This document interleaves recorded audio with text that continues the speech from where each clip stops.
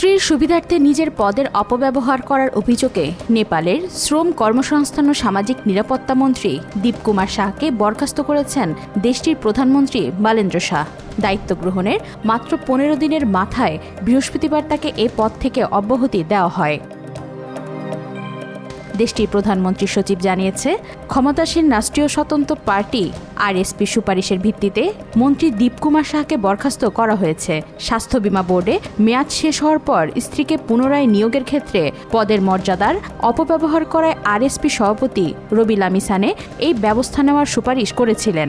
দেশটির নেপাল নিউজ এ তথ্য নিশ্চিত করেছে। প্রধানমন্ত্রীর প্রেস উপদেষ্টা দীপা দাহাল সংবাদ মাধ্যমকে জানান, বুধবার আরএসপির কেন্দ্রীয় শৃঙ্খলা কমিশন শাহকে অপসারণের সুপারিশ জমা দেয়।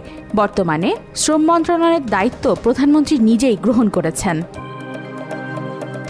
এ ঘটনার জেরে স্বাস্থ্য ও জনসংখ্যা মন্ত্রী নিশাত মেহতাকেও সতর্ক করা হয়েছে। শাহের স্ত্রীর পুনরায় নিয়োগের বিষয়টি গুরুত্বের সাথে সামলাতে ব্যর্থ হওয়ার কারণে লামিছানে তাকে সতর্ক করার সুপারিশ করেছিলেন। দাহাল জানান, এই সুপারিশের ভিত্তিতে প্রধানমন্ত্রী মন্ত্রী মেহতাকে সতর্ক করেছেন। গত বছরে তরুণ প্রজন্মের দুর্নীতিমুক্ত শাসন ব্যবস্থা ও প্রজন্মগত পরিবর্তনের দাবিতে হওয়া আন্দোলনের পর এটিই ছিল নেপালের প্রথম সাধারণ নির্বাচন। এই নির্বাচনে ঐতিহ্যবাহী দলগুলোকে পরাজিত করে গত মার্চ মাসে ক্ষমতায় আসেন নবীন রাজনীতিক বালেহ নামে পরিচিত বালেন্দ্র শাহ এবং তার দল আরএসপি।